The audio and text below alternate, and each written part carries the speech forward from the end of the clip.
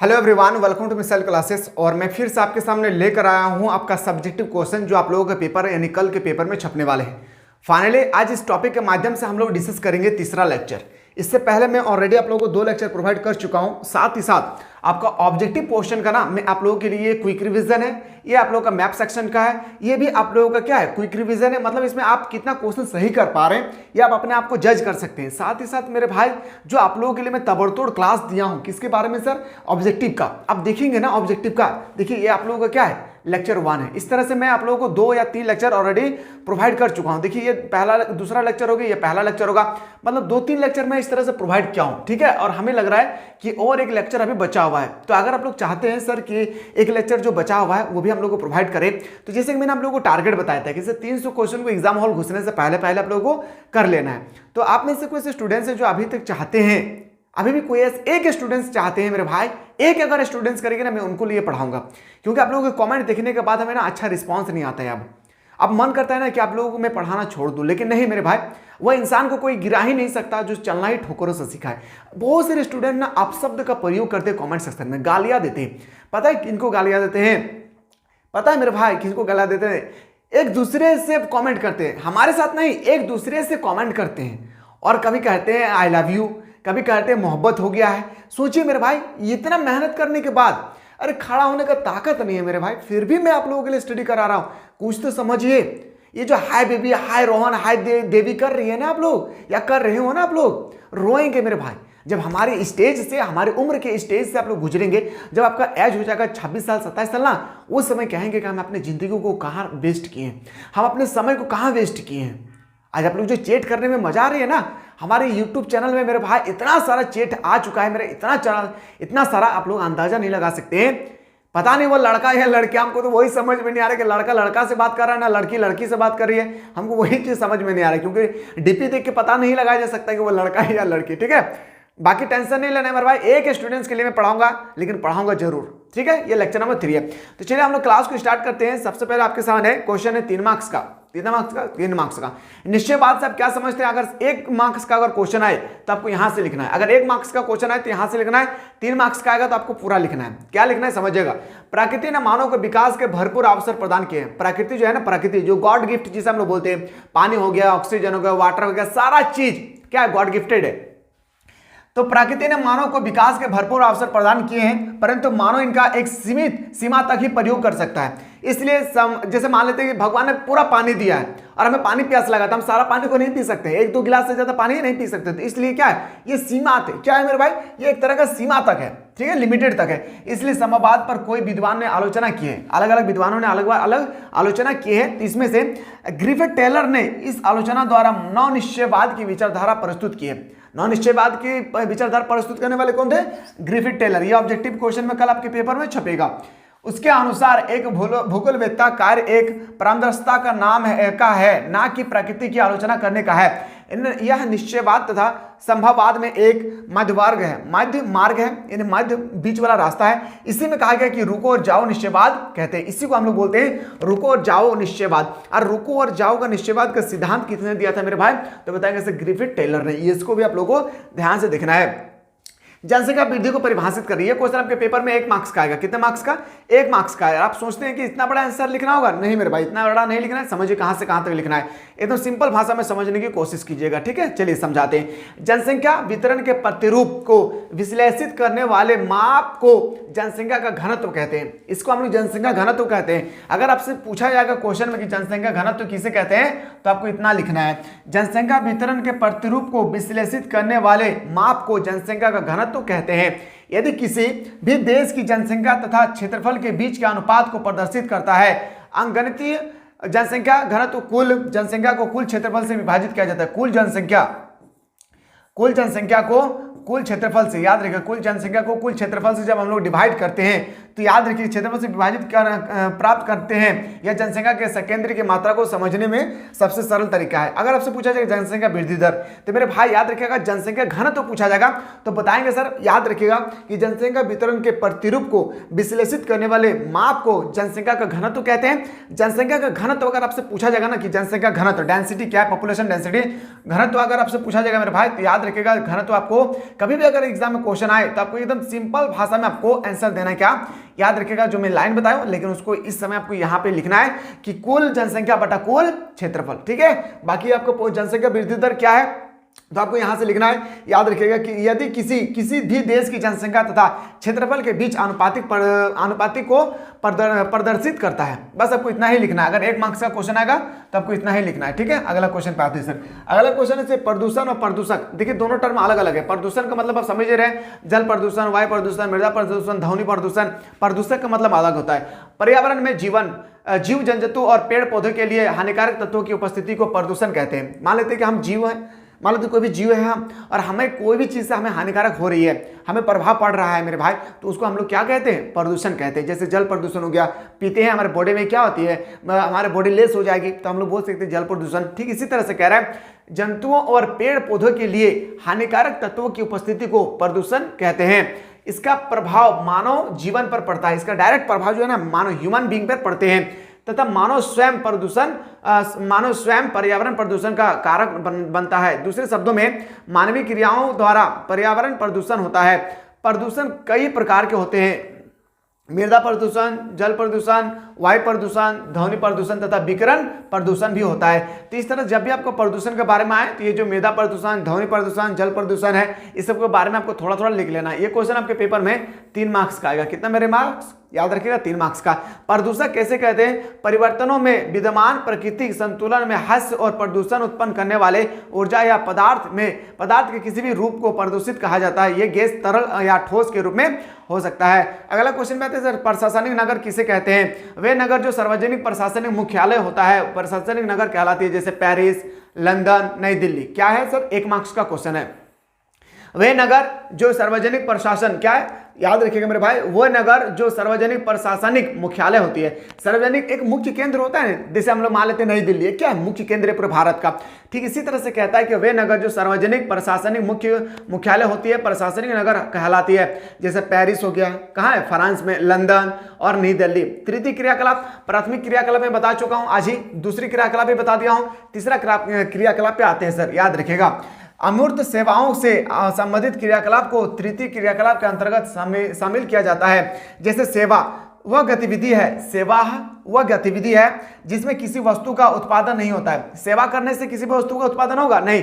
मान लेते हैं कि आपका गाड़ी आप कहीं जा रहे हैं, बाइक आपका खराब हो गया, मैं आपको सेवा कर दिया हूँ, कहीं आपको पहुंचा दिया हूँ, तो ये इससे कोई भी चीज का क्या उत्पादन हुआ है? नहीं, लेकिन सेवा किया हूँ आपको। ठीक है, इसके अंतर्गत जैसे शिक्षा, स्वास्थ्य, व्यापार, परिवहन को सम्मिलित किया जाता है। याद रखना मेरे भाई, तृतीय क्रियाकलाप के उदाहरण, जब भी ये 1 मार्क्स का क्वेश्चन आए तो याद रखना ये शब्द लिखे या ना लिखे, लेकिन यहां से लिखना है आपको सेवाओं से संबंधित क्रियाकलाप को तृतीय। सेवा किसी भी प्रकार का हो सकता है, शिक्षा के तौर पे हो सकता है, व्यापार के तरीके में हो सकती है, या हम लोग परिवहन में भी बोल सकते हैं एक तरह का सेवा।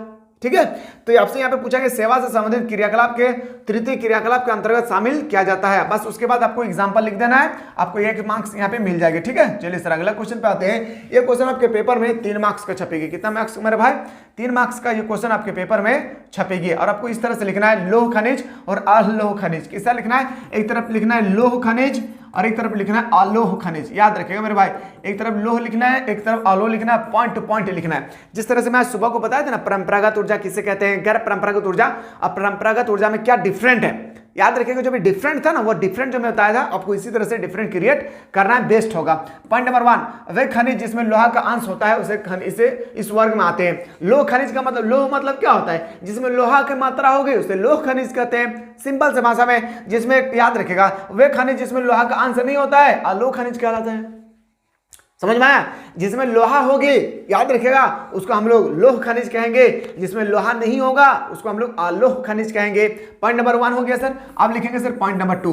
पॉइंट नंबर 2 है कि इन खनिजों से इस्पात तैयार किया जाता है। इन खनिजों से, लोह खनिज से हम लोग इस्पात तैयार करते हैं, स्टील इस्पात तैयार करते हैं। यह दिन प्रतिदिन के जीवन में उपयोगी होती है। जो हम लोग का अलोह खनिज है, ये हम लोग दिनचर्या के रूप में हम लोग, याद रखिएगा, क्या करते हैं? उपयोग करते हैं। जैसे नमक हो गया, उसके बाद तेल हो गया, कोयला हो गया, जो दिन प्रतिदिन के रूप में हम लोग उपयोग करते हैं, उसको हम लोग बोलते हैं सर क्या?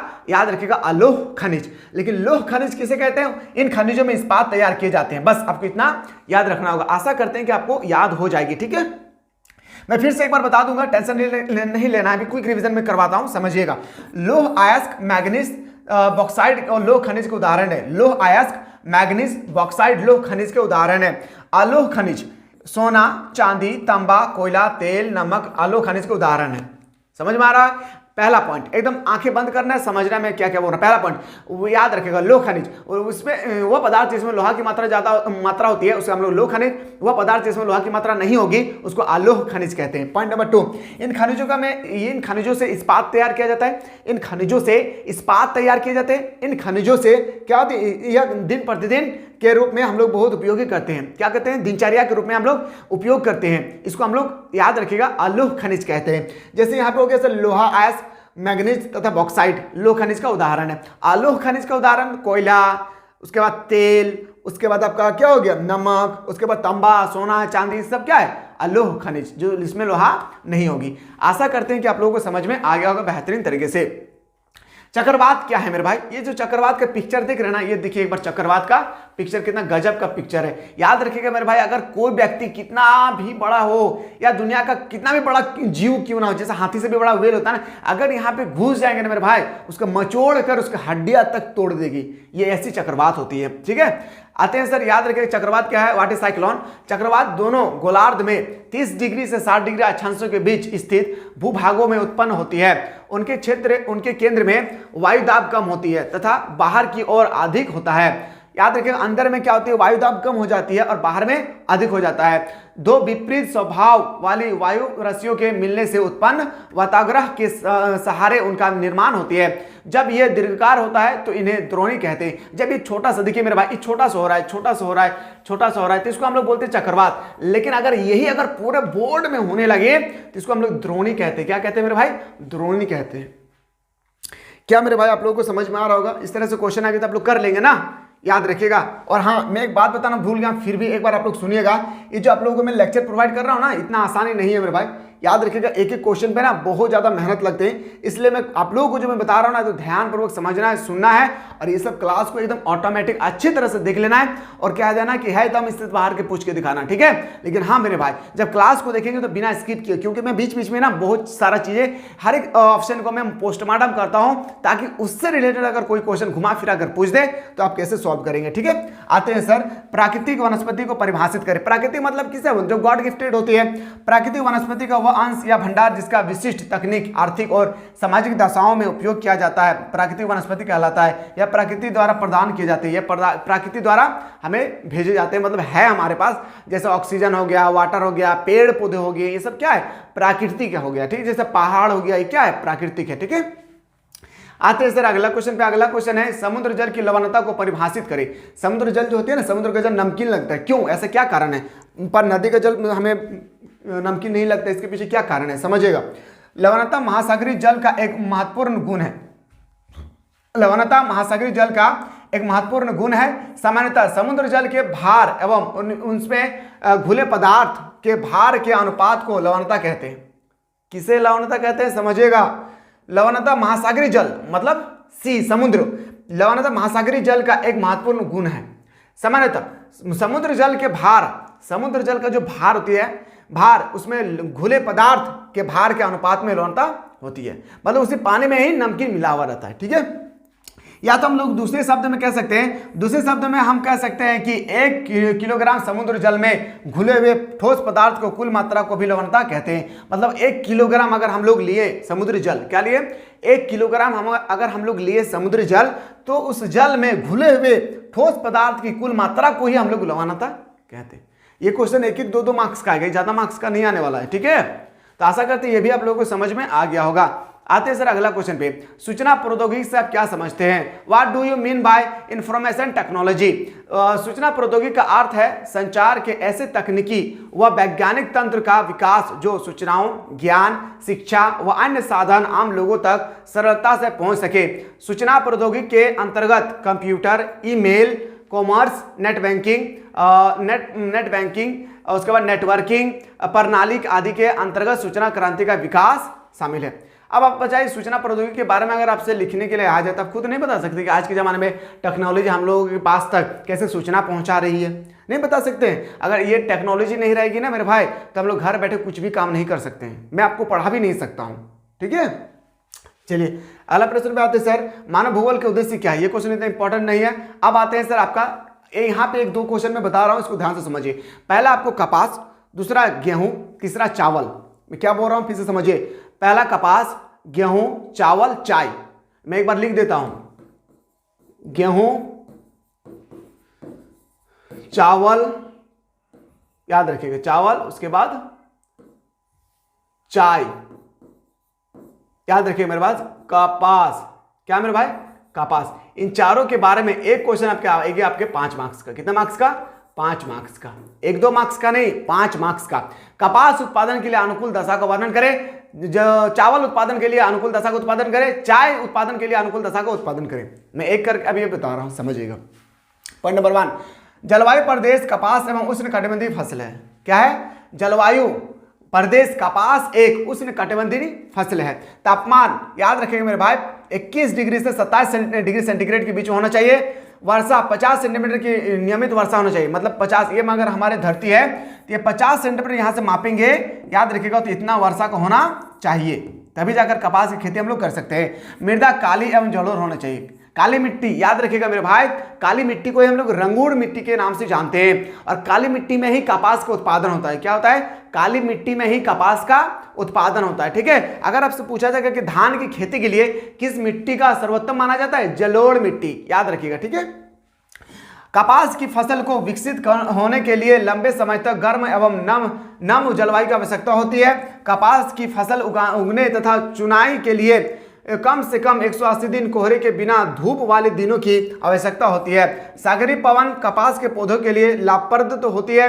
कपास के प्रमुख उत्पादक क्षेत्र जैसे उत्तर पश्चिम भारत में पंजाब, हरियाणा तथा उत्तरी राजस्थान, पश्चिम में गुजरात एवं महाराष्ट्र, दक्षिण में आंध्र प्रदेश, कर्नाटक एवं तमिलनाडु में पाया जाता है। आपका कपास का उत्पादन इन राज्यों में किए जाते हैं। सबसे पहले कपास का आपका एक बात याद रखना होगा मेरे भाई, क्या समझिएगा, कपास का एक बात याद रखना होगा सबसे पहले कि किस प्रकार के जलवायु में इसका उत्पादन होती है, तापमान कितना चाहिए, वर्षा कितना चाहिए, किस मिट्टी में होता है, कपास जो हम लोग कर रहे हैं तो इसको काटने के लिए किस प्रकार के मौसम की आवश्यकता होती है।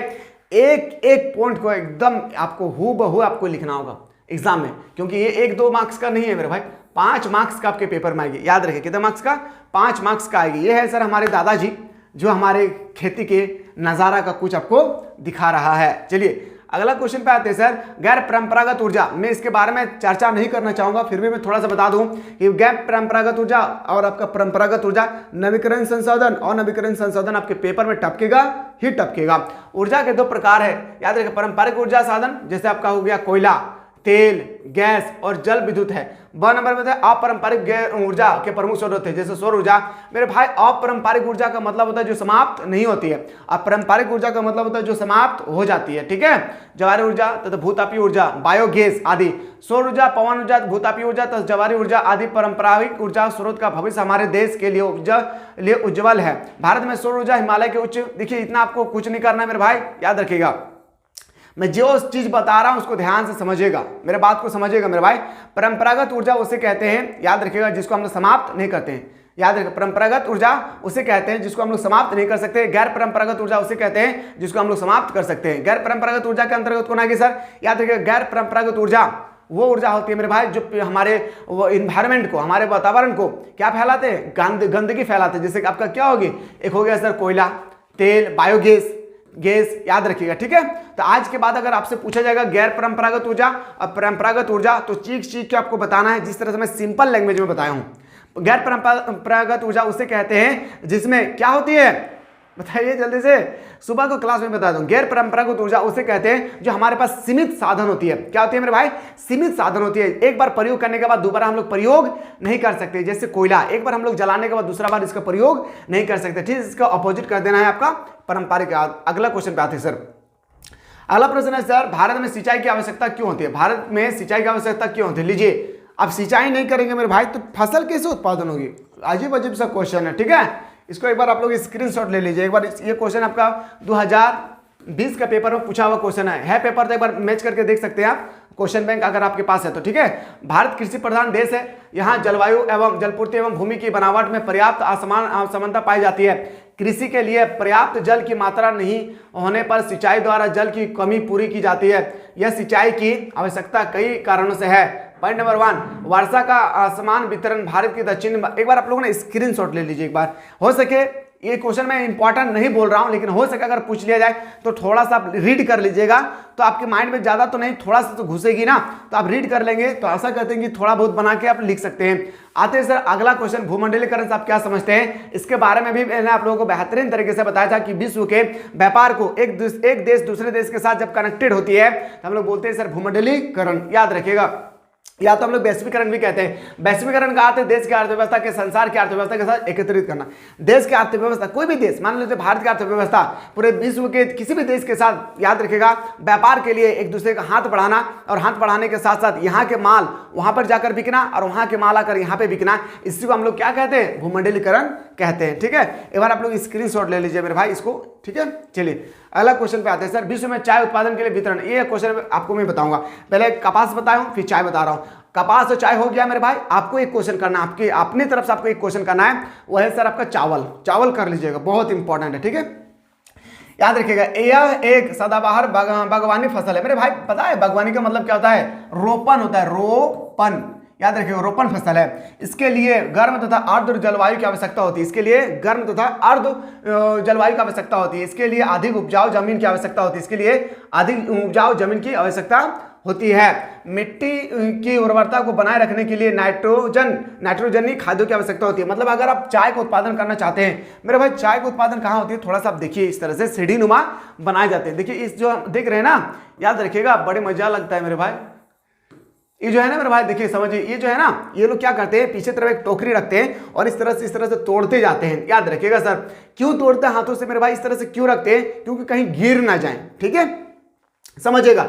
अब समझते हैं सर, ये जो आप लोग चाय का उत्पादन करते हैं ना, इस सीढ़ी नुमा होती है, क्या होती है मेरे भाई? पहाड़ी क्षेत्र में अधिकतर ये बनाए जाते हैं, ठीक है। इसको यहाँ पे देखते हैं हम लोग। मिट्टी की उर्वरता को बनाए रखने के लिए नाइट्रोजनियस खाद्यों की आवश्यकता होती है। तापमान 25 से 30 डिग्री के बीच में होना चाहिए। वर्षा 125 से 750 सेंटीमीटर का होना चाहिए। ये गलत दिया हुआ है, हमें लग रहा है, पता नहीं सही भी हो सकता है या गलत है, पता नहीं। इसको एक बार चेक कीजिएगा तो आप लोग, इतना ज्यादा कैसे हो सकता है 100 सेंटीमीटर, ठीक है। अगला पॉइंट है, चाय के पौधों की जड़ों में पानी जमना खतरनाक होता है। हाँ भाई, चाय के खेती में अगर पानी कहीं जम जाते हैं, ये चाय की खेती है सर हम लोग का। देखिए हम लोग को चाय पीने का भी मन कर रहा होगा, ये चाय की खेती है सर, सबसे ज्यादा आसाम में उगाया जाता है ना चाय। देखिए ये चाय की जो हम लोग की खेती है, इस चाय जो खेती है मेरे भाई, इस चाय की खेती के जो जड़ होती है ना, जड़, उस पौधे की जड़ में अगर पानी जम गया तो सोचिए कि वो जड़ तुरंत मर जाएगी मेरे भाई। याद रखिएगा, इसलिए इसको ना सीढ़ी नुमा बनाए जाते हैं, ताकि अगर पानी ऊपर से गिरे तो बहकर तुरंत पहाड़ी के ढालों से होके बह जाएगी, ठीक है। चलिए देखते हैं सर, चाय के पौधे की जड़ों में पानी के जमना खतरनाक होता है। चाय की खेती 27 डिग्री दक्षिणी से 43 डिग्री उत्तरी अक्षांशों के मध्य पहाड़ी ढालों पर की जाती है। यह एक श्रम प्रधान कृषि फसल है, क्योंकि चाय की पत्तियों को हाथों से तोड़ा जाता है। इसमें कोई मशीन की आवश्यकता नहीं होती है। इसमें चाय जो होती है उसको हम लोग हाथों से ही तोड़ते हैं।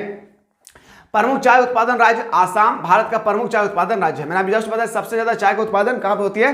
आसाम में। चाय के अन्य महत्वपूर्ण उत्पादन जैसे पश्चिम बंगाल, तमिलनाडु, लेकिन आपको मेनली आपको यही याद रखना होगा, कौन? आसाम।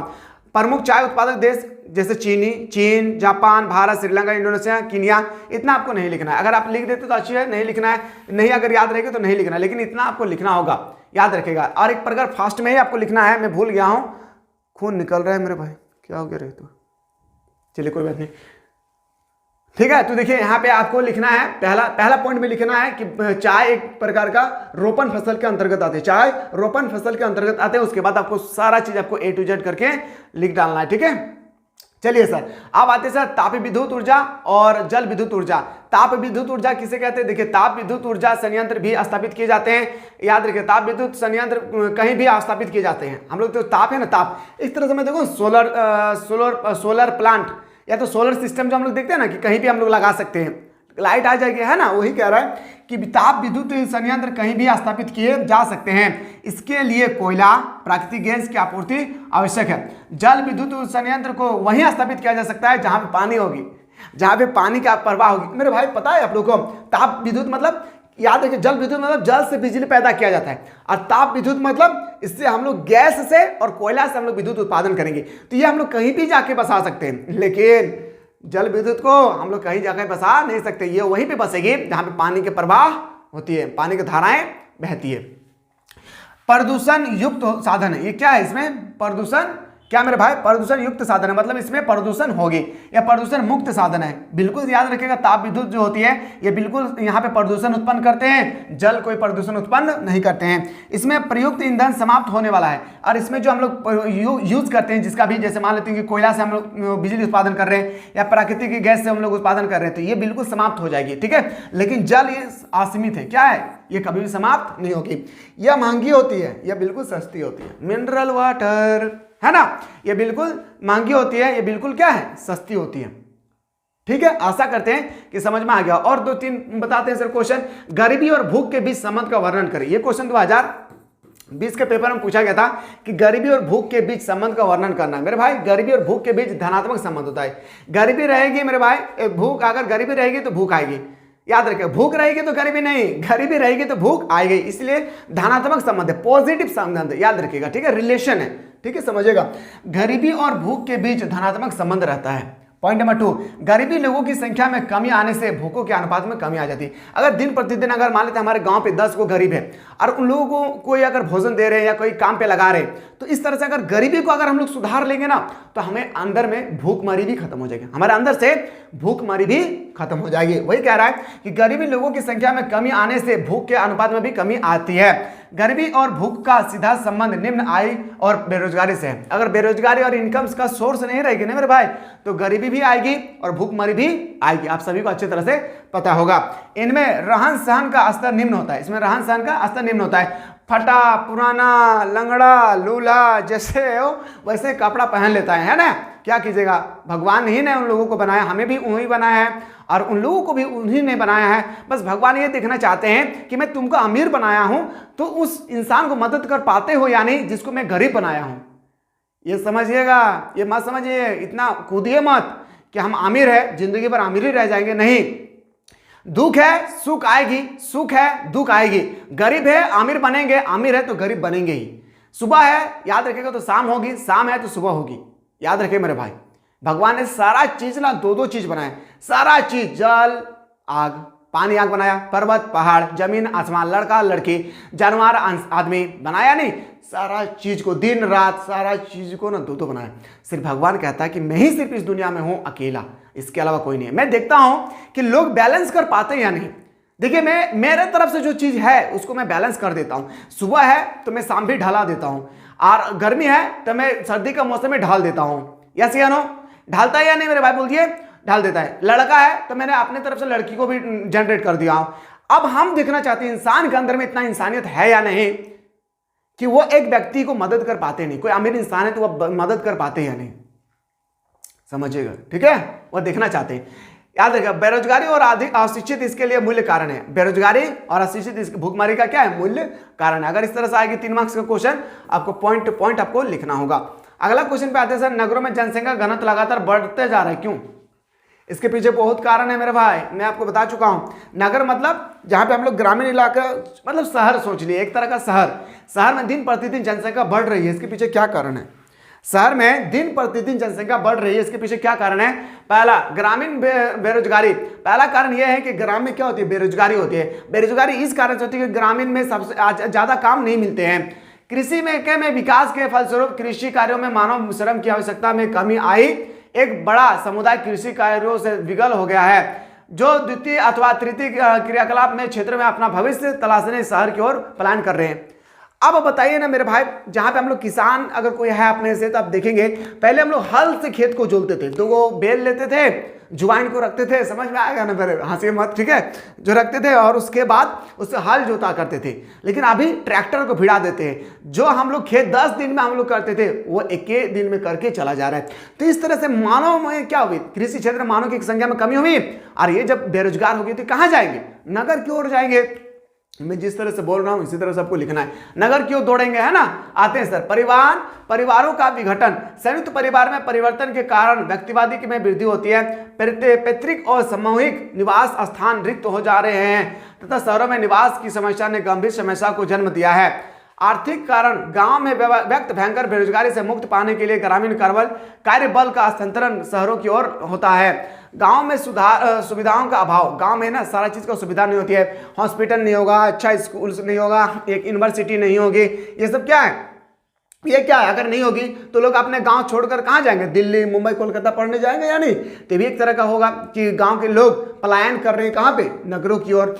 गांव में सुविधाओं का अभाव है। शैक्षणिक सुविधाओं की उपलब्धता से आकर्षित होकर ग्रामीण वर्ग शहरों की ओर अभिमुख होता है। चिकित्सा सुविधाओं से आकर्षित होकर भी गांव से बड़ी संख्या में लोग शहर की ओर जाते हैं। बड़े बड़े हमें रिम्स माने जाना है। अभी मान लेते हैं कि मैं अभी रांची में हूं, तो मेरे लिए तो सामने है तो मैं रिम्स चला जाऊंगा। लेकिन अगर कोई पाकुड़ में है, कोई गिरिडीह में है, कोई धनबाद में है, कोई बोकारो में है, कोई मान लेते कहीं और से है, तो वो लोग जाने के लिए वो जाएंगे या नहीं, क्योंकि बड़ा हॉस्पिटल है, सरकारी हॉस्पिटल है, तो वहां पे जाएंगे या नहीं। तो इस तरह से जब जा रहे हैं इलाज कराने के लिए, तो बड़े नगरों में जनसंख्या क्या हो रही है, दिन प्रतिदिन बढ़ती जा रही है। राजनीतिक, नैतिक, विवाह संबंध आदि के आधार पर भी ग्रामीण समुदाय का स्थानांतरण शहरों की ओर होता है। अब पहले क्या होता था ना, गांव के व्यक्ति गांव में जाकर शादी करते थे। अभी कहता है नहीं बाबा तू कर ले ली, अब हम नहीं करबो गांव में, हम तो शहर की ओर जीवो, हम तो शहर में देख के रख लियो, हम ओकरा लेके जीवो। अब इस तरह से क्या होता है ना कि शहर के व्यक्ति भी, गांव के व्यक्ति भी इस तरह से भी शहर की ओर पलायन कर रहे हैं। आशा करते हैं मेरे भाई कि आप लोगों को समझ में आ गया होगा। उम्मीद करते हैं अगर इस तरह से कोई क्वेश्चन आ गए तो इजिली से कर लेंगे। अब ये आप लोगों को ना, ये आप लोगों का मैप से रिलेटेड है। क्या है मेरे भाई, जैसे पनामा नहर, गाडस्कर, तास्मानिया, बंगाल की खाड़ी, ये सब के बारे में आप लोगों को पढ़ना है, मैप में बताना है। ये मैप आप लोगों का 2020 का पेपर में पूछा गया था, ठीक है, याद रखिएगा। ये जो आप लोगों को मैं सेट 3 प्रोवाइड किया मेरे भाई, जो बहुत इंपॉर्टेंट है। अगर आप लोग चाहते हैं सर इसी तरह से और एक सेट प्रोवाइड कर दीजिए, ऐसा तो मेरे पास और क्वेश्चन है इंपॉर्टेंट। अगर आप लोग चाहते हैं कि सर सेट 4 भी हम लोग को प्रोवाइड कर दीजिए, तो एक बार जरूर आप लोग कमेंट सेक्शन में कमेंट करेंगे। साथ ही साथ मेरे भाई इस क्लास को एकदम मिस मत कीजिएगा। मैं जितना भी ज्योग्राफी सेक्शन का क्वेश्चन प्रोवाइड किया हूं, जितना भी, चाहे मैप का हो, चाहे ऑब्जेक्टिव क्वेश्चन का हो, चाहे वेरी शॉर्ट क्वेश्चन का हो या शॉर्ट क्वेश्चन का हो, चाहे ये बार बार पूछे जाने वाला प्रश्न होगी, जो भी क्लासेस होगी मेरे भाई, एक एक वीडियो को ना आप लोगों को ध्यानपूर्वक देखना है, नहीं तो फिर आप बाद में पछतावा होगा कहीं। जैसे ये बार बार पूछे जाने वाला प्रश्न है, तो इसको भी आप लोगों को देखना है, ठीक है। तो आशा करते हैं मेरे भाई आप लोगों को क्लास समझ में आया होगा। तो एक बार आप लोग जरूर बता दीजिएगा कि सर आपने जो क्लास दिए हैं अभी हम लोग को समझ में आ गया। मिलते हैं इसी तरह से नेक्स्ट वीडियो में। टाटा बाय बाय, ठीक है।